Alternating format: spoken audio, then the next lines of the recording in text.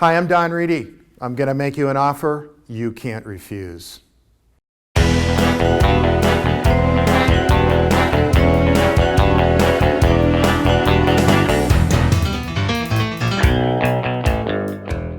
That's a pretty famous line, and in real estate, it's the start of what the buyer and the seller hope will result in a really good transaction. Let's start with what an offer really is. Well, an offer is part of a contract. To have a contract, you need the following. You need an offer, will you? You need acceptance, I will.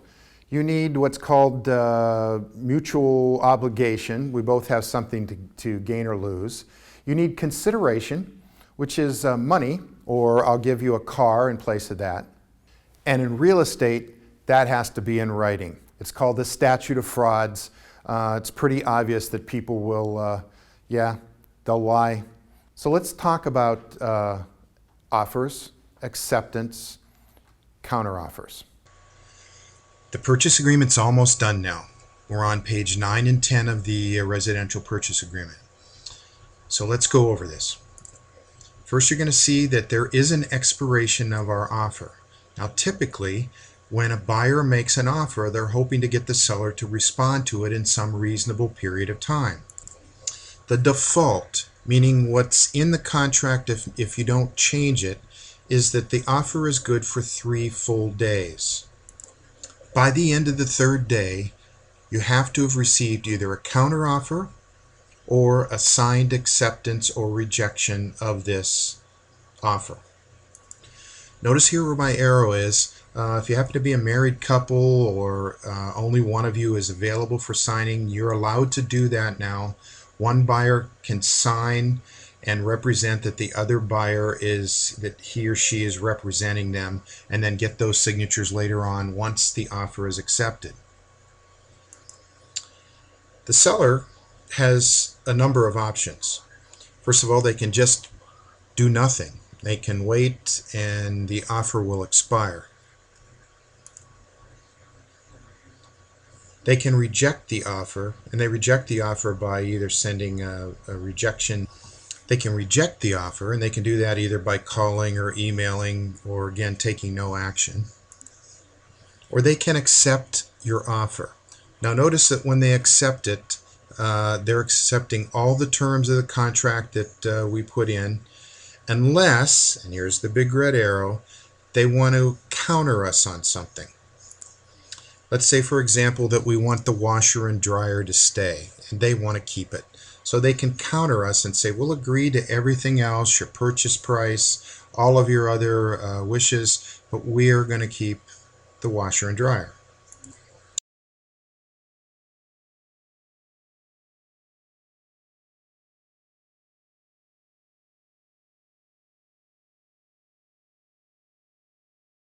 A good offer. It should be a clean offer. And here's what I mean by clean. If you really want the property, go out of your way to find out what the seller is looking for in terms of not just the money, but who they might want to use for escrow and title. Have your agent call the other agent. Make it clean. Don't ask for concessions, etc. Try to pare that down into a simple offering price. We'll give you $500,000, no other obligations. If you can do that. The next thing you need to do is realize that your offer depends a lot on the market. Right now, as we're making this video, it's a seller's market.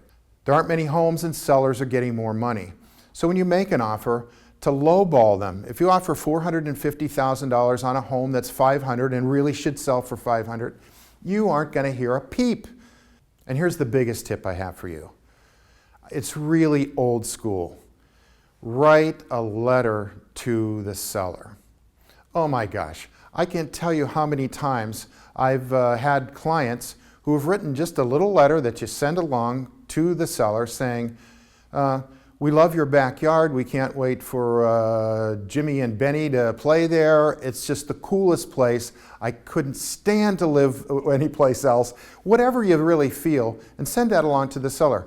Believe me, money isn't always the highest priority for a seller. They want someone to love their home just as they loved it. So let's say your offer doesn't get accepted right away, but they do a counteroffer. A counteroffer is simply They accept all the terms. They will take $500,000. They'll use so-and-so title company. They'll agree to pretty much everything, but they have a couple of issues. They won't leave the swing set in the backyard that you want. Of course, the most common counteroffer is about money.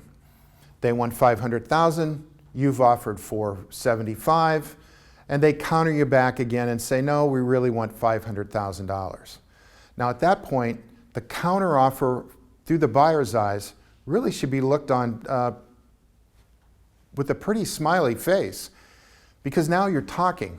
And in legal language, that's called counteroffers. And that's a pretty good thing. So it's important for you when you're doing the counteroffer, if you decide to accept it or to counter something else, talk to your agent, find out the information you can. And again, I know this sounds crazy, but if you've got something on your heart, write it down and send it to the seller. It will make a difference. And then there's acceptance. Woohoo! Nothing's better than an acceptance. You've offered, they countered, you agreed, you said everything in writing, and now you're going to be able to purchase your home. Thanks for watching this video.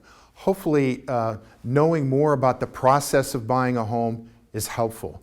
And any real estate question you have, I'd be happy to answer down below in the comments section. Like us, subscribe to us. We do videos every week guaranteed to make you smarter, whether you're a buyer or a seller. I'm Reedy, the most interesting man in real estate. See you next time.